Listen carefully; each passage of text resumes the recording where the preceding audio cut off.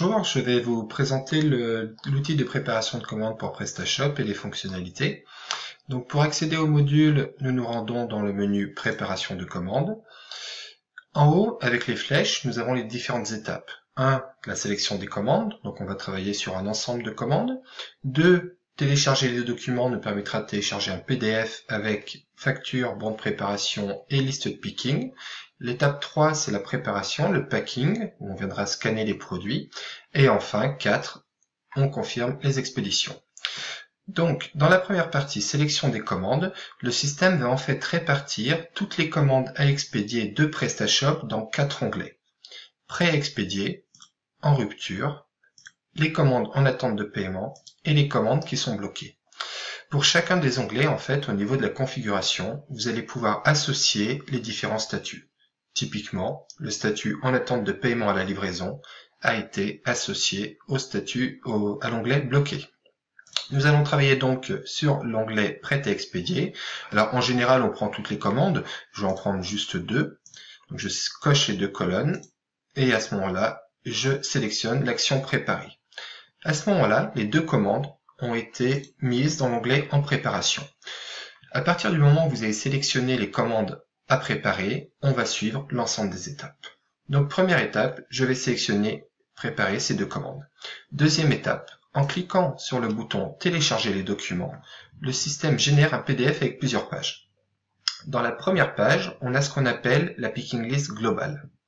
La picking list globale, en fait, va reprendre tous les produits dont vous avez besoin pour préparer toutes les commandes que l'on a sélectionnées. On retrouve les quantités, l'image, la référence et l'emplacement si jamais vous l'utilisez. Donc avec cette picking list globale, vous allez dans l'entrepôt, vous collectez tous les produits et vous les ramenez dans le banc de préparation. Ensuite, pour chacune des commandes, on va retrouver au maximum, puisque c'est configurable, 3 documents. Le premier document que vous avez sous les yeux, c'est la liste de préparation, avec un code barre pour la commande, les informations principales et les produits. Ensuite, toujours pour la même commande, si vous l'activez en configuration, on va retrouver le bon de livraison que vous pourrez mettre dans le colis, et enfin la facture. Donc ces 3 documents sont pour la même commande, et on va répéter la même chose pour les 3 autres commandes. Nous étions donc à l'étape 2, télécharger les documents. L'étape 3, c'est le packing. Donc on va préparer les commandes. Donc on va venir sélectionner individuellement chacune des commandes, et pour cela, 2 solutions. Soit vous sélectionnez la commande via le menu déroulant, soit vous venez scanner le code barre qui se trouve en haut à droite. Une fois que la commande a été sélectionnée, à ce moment-là, le système affiche les informations principales de la commande, mais également les produits à expédier.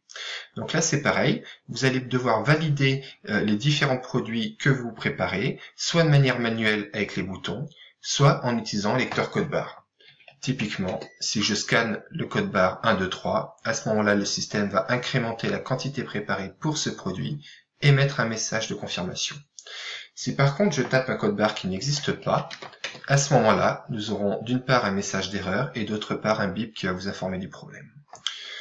Je vais donc scanner le bon produit. À ce moment-là, mes 2 produits ont bien été scannés, l'état est bien préparé. Je peux ensuite venir modifier le poids. Alors là, j'ai un poids 0 parce que je n'ai pas renseigné les poids dans PrestaShop. Donc je vais mettre par exemple 12 kg et je valide la préparation.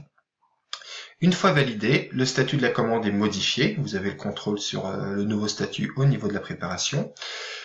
On peut, via le système d'étiquette transporteur, en fait, télécharger automatiquement un fichier qui contiendra toutes les informations de la commande.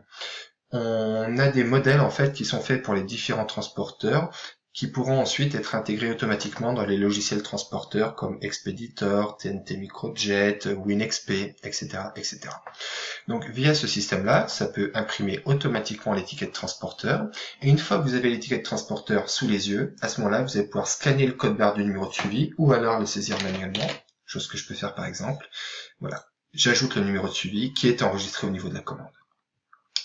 On répète cette opération pour chacune des commandes. Donc là, j'étais sur cette commande-là, je peux passer à celle-ci, ou je peux scanner le code barre. Et pareil, on va venir revalider les informations, soit manuellement, soit en utilisant le lecteur code barre. Voilà. Là, j'ai validé mes 2 commandes. À ce moment-là, ma préparation est terminée. D'accord ? on voit que les commandes sont bien expédiées. Je n'ai pas renseigné le numéro de suivi de la première, donc elle reste en préparé, non pas en expédié. Une fois que tout est bon, on peut vider les commandes expédiées. Cela va permettre en fait de repartir sur une nouvelle vague. Voilà, donc ça c'est les fonctionnalités principales du module. Il existe des variantes en termes de processus de préparation de commandes. Là, ce processus est en commande par commande, c'est-à-dire que vous allez passer sur chacune des commandes. Il existe également un processus que je peux vous montrer via les paramètres, où je peux basculer par une approche en masse de la préparation. Et à ce moment-là, le workflow va un petit peu changer puisque la première étape reste la même. Donc, je vais prendre par exemple ces deux commandes. Par contre, la seconde étape va automatiquement expédier les commandes et télécharger les documents que l'on a vus avant. Donc c'est pareil, ça génère un PDF assez semblable.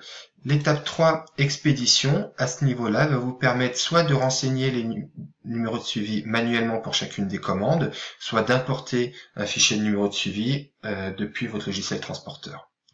Et enfin, l'étape 4, notifier client et vider la liste, va simplement envoyer l'email au client et vider votre vague de préparation. Voilà, donc là on est sur un processus plus en masse puisqu'on ne va pas venir faire une validation par code barre sur chacune des commandes. Pour finir, je peux vous parler très rapidement de l'outil de gestion des emplacements qui est accessible ici. En cliquant dessus, en fait, vous avez votre listing de produits et pour chacun des produits, vous allez pouvoir venir définir les emplacements. Voilà, donc ça, la gestion des emplacements est intéressante puisque lorsque l'on va imprimer la liste de préparation, à ce moment-là, le système va ordonner les produits par emplacement. Voilà, c'est tout pour cette première présentation. Je vous souhaite une bonne journée.